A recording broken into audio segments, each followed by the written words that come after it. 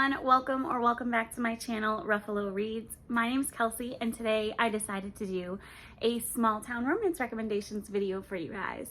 So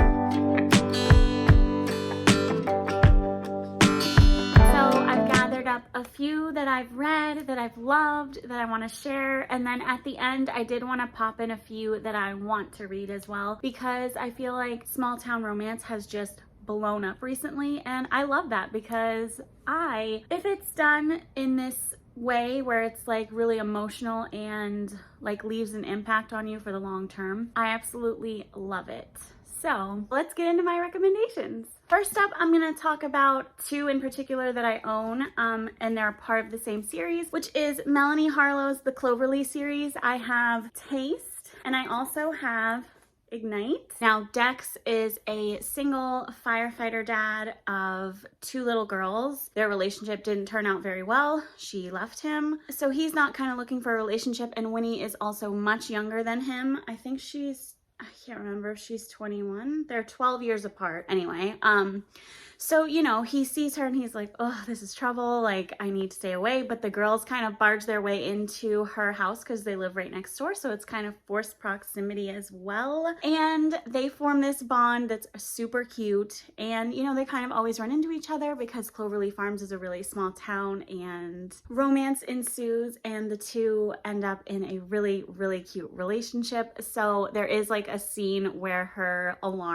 fire alarm goes off. The girls and Dex kind of have to save or make sure she's okay, rather. And it's just hilarious. Their banter is really cute. I believe this was the first Melanie Harlow I ever read, and I gave it 5 stars. I absolutely loved it. I read it so fast. It's just so easy to get into, and you know, I would recommend for a good small town romance, also for a good single parent and kind of jaded guy hero. So yeah. Taste, on the other hand, this is between Gianni Lupo and Ellie kind of runs this restaurant, and she lands this like catering kind of opportunity with this really popular, famous like person, and she has to drive to go to a dinner to cater for them and kind of interview with them. And it's supposed to be a blizzard that night, and Gianni Lupo offers to drive with her, so they end up having to go up together.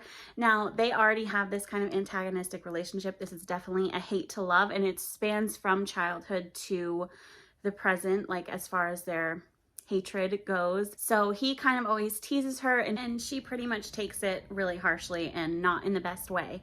So anyways, they get to this catering, and Dex kind of wows with his charisma, I guess. He was on like a reality show, so everybody there, like the woman that she's trying to impress has this teenage daughter, and she's like, oh, are you Gianni Lupo from that show?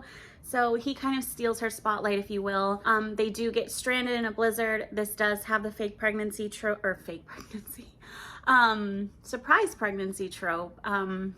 one bed trope, forced proximity trope. So some people don't like it because of the surprise pregnancy. However, it says directly on the back, that's a part of it. That's not a spoiler. So I don't know. If that doesn't bother you, like if that's not a trope that you absolutely hate, this is so good. Like seriously, the way that they grow, the way that he grovels, because she's like, no, you're not going to be with me just because I'm pregnant. Like, no, I don't want that. I want a love marriage, a love-filled marriage, and I'm not going to have somebody just settle because we had one night of passion together, stupidly, drunkenly. But yeah, I absolutely love this. So I would highly recommend, like I said, just, you know, read the back. But yeah, Melanie Harlow, killing it. And right now I'm currently reading Tease, which is taking me a really long time to read, actually, because of so many other books that I'm like interested in. But also it has the billionaire thing, and I just don't think I love that, but we'll see. I'll let you guys know, obviously, in my wrap up. But all right, next up, I have this absolutely stunning cover for Lotus. I mean, this is the regular cover, but this book is just beautiful. All right, so Lotus is between Oliver and Sydney, and this is a childhood friends to lovers. It is Jennifer Hartman. It is heartbreaking. It is traumatic. Also, oh my God, look at the back. I'm sorry. It's just so cute. Okay. So Oliver and Sydney are best friends. Sydney's the girl, Oliver's the boy, obviously. Oliver gets kidnapped from very young childhood on the 4th of July. so hence the fireworks. Sydney kind of always felt this insane connection with Oliver, like they were always like in cahoots kind of thing. And Oliver does return at the beginning of this book. Like we don't really see the childhood as much up front, like we see it kind of in snippets looking back. But Oliver comes back. He was not like abused or anything physically, he was abused mentally. So it takes a lot for him to kind of get back into society, and it does take a lot in this book for the the romantic relationship to develop. So we are going through kind of their friendship for a lot of it, but it is beautiful seeing how Sydney reintroduces him to the world and is very patient with him. She's not expecting or wanting a romance, but it just happens, and the way that it happens is just, I don't know, really heartwarming.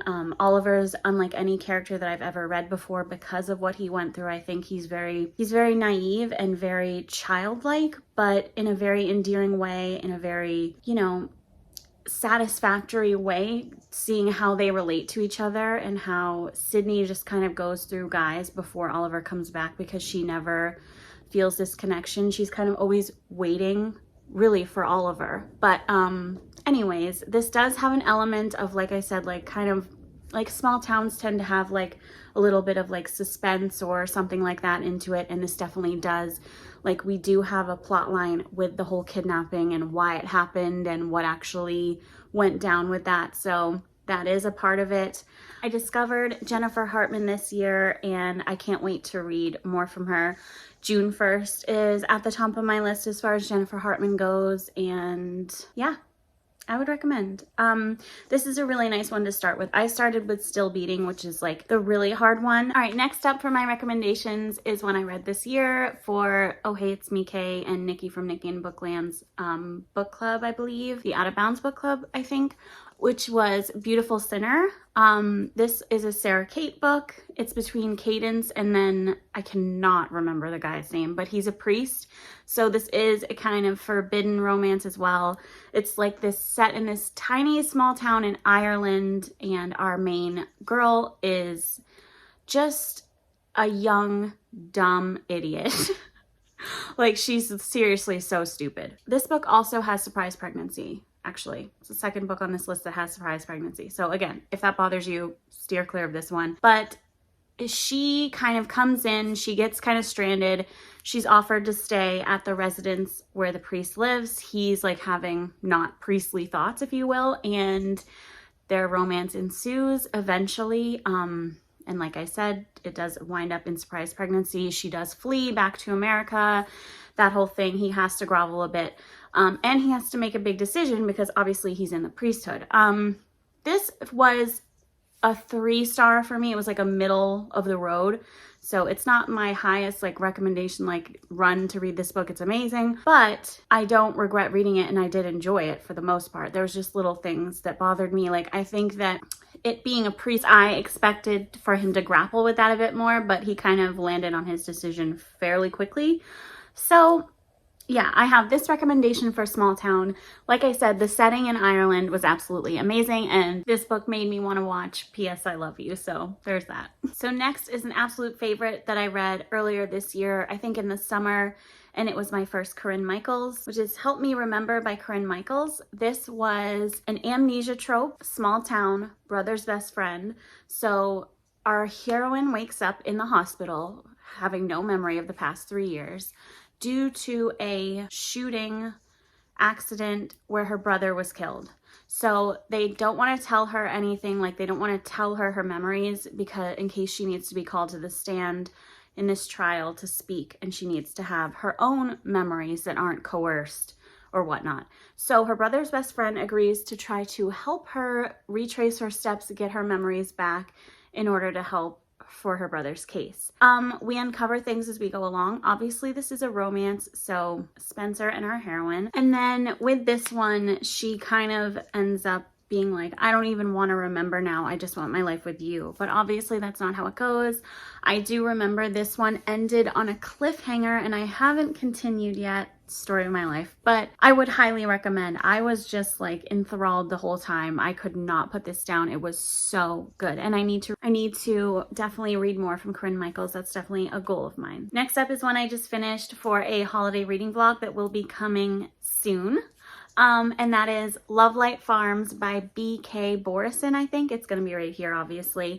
This was absolutely 5 stars. The picture that this painted was just to die for, especially if you love the season of winter and holidays and everything. Like, the setting alone was just immaculate. The romance was between a Christmas tree farm owner whose a farm is struggling and her best friend of forever. So it's a slow burn, friends to lovers, small town. Absolutely gorgeous. If you like holiday romances and small town romances, then I highly recommend this book. And it is the start of a series, so I will be continuing because I loved this writing and this book. There were so many cute, lovable scenes, but I'll talk about it more in my reading vlog. All right, last but most certainly not least is one that I'm currently reading. Actually, I am on page 342, and that is Credence by Penelope Douglas. Oh my god, you guys. I put this off for so long. Like, I feel like I say that with all of her books, but wow. This is a very small town in Colorado. They're like very secluded from the rest of the town, even on this like mountain. Sorry, like this, my lights for my Christmas tree are like blinding me.